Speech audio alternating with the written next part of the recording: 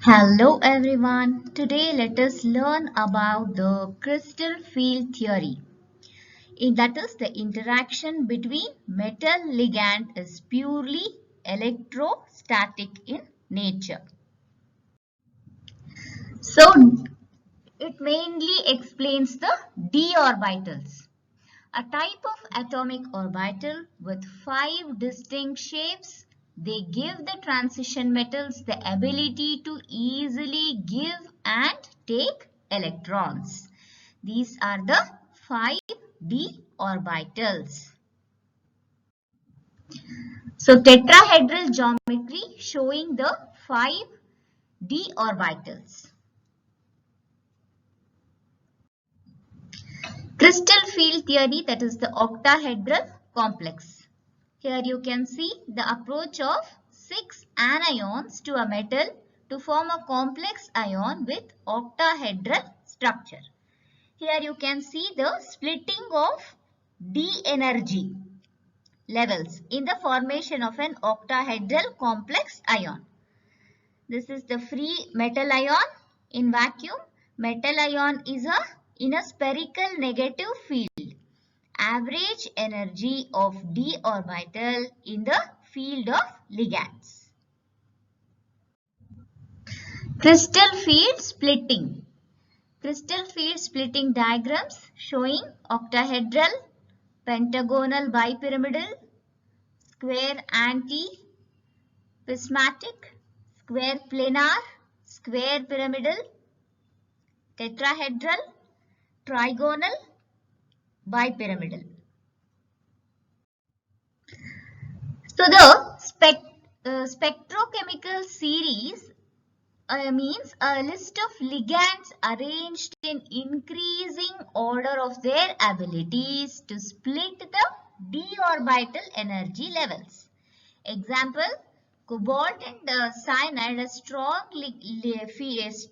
field ligands, while the bromine and iodide are weak field ligands. Here you can see according to their you can see the arrangement of ligands in the increasing order of their abilities to split the d orbital energy levels. Bonding in coordination compounds. The crystal field theory explains the bonding in complex ions in terms of electrostatic forces only. It is a complex ion. There are two types of electrostatic interaction. The attraction between the positive metal ion and the negatively charged ligand is one type, and the repulsion between the lone pairs of the ligands and the electron in the d orbitals of the metals is the another type. So the crystal field theory is very helpful due to the fact that it accounts for both the color and the magnetic properties of many coordinate compounds. Crystal field splitting of octahedral complexes. This is the energy level. This is the splitting of d orbitals. The splitting pattern of tetrahedral ion is just the reverse of that of octahedral complexes.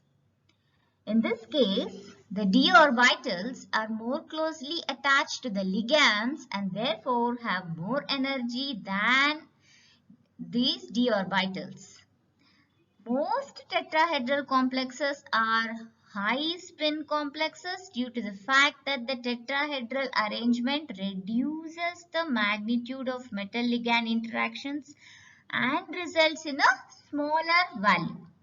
Also, the number of ligand is smaller in tetrahedral complex. With a weak ligand field, the 5d electrons enter 5 separate d orbitals with parallel spins to create a high spin complex. On the other hand, with a strong field ligand, all 5 electrons are in the lower orbitals because it is energetically preferred.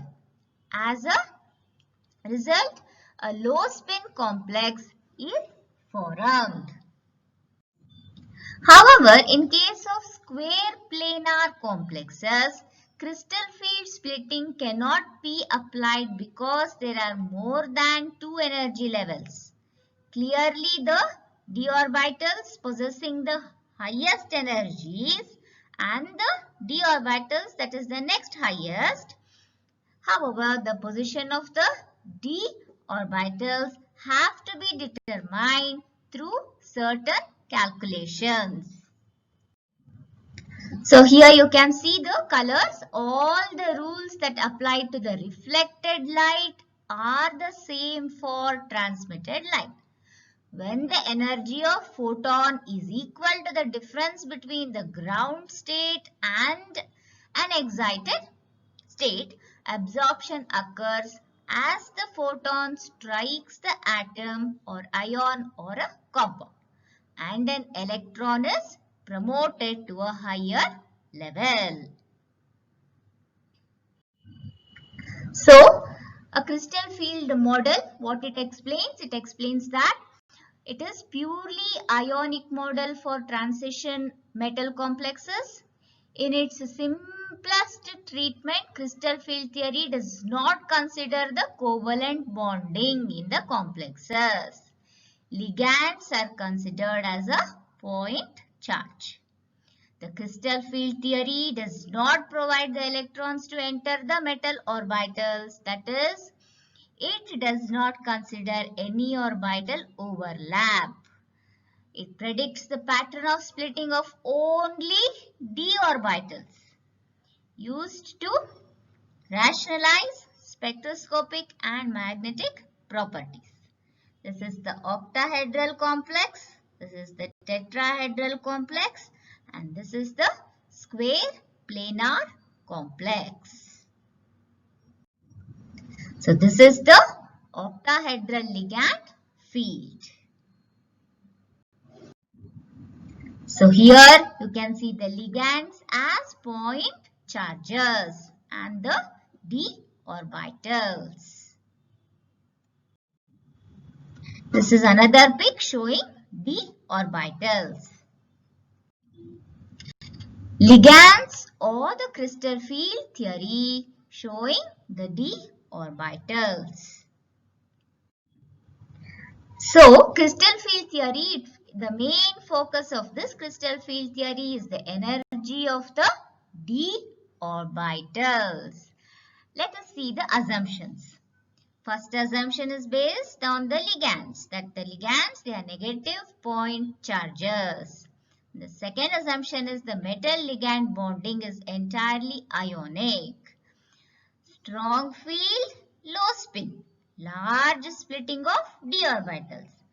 Weak field, high spin. Small splitting of d orbitals. So, ligand-metal interaction. Crystal field theory describes bonding in metal complexes. Basic assumption in crystal field theory is the electrostatic interaction between the ligand and the metal. D orbitals aligned along the octahedral axis will be affected the most. More directly, the ligand attacks the metal orbitals, the higher the energy of the d orbital. In an octahedral field, the degeneracy of the 5d orbitals is lifted. So let us see the assumptions. It assumes that the electrostatic interaction between the metal ion and the ligands rather than covalent bonding formation. Bonding attractions between positively charged metal ion and the negatively charged electron pairs on the ligands. Electrons on the metal, that is d electrons, are repelled by the ligand electrons. So this is the another pic showing d orbitals with the ligands. Here you can see the metal ion x-axis, y-axis and z-axis. Splitting of the metal orbitals. Splitting of the metal orbitals depend on the geometry of the complex.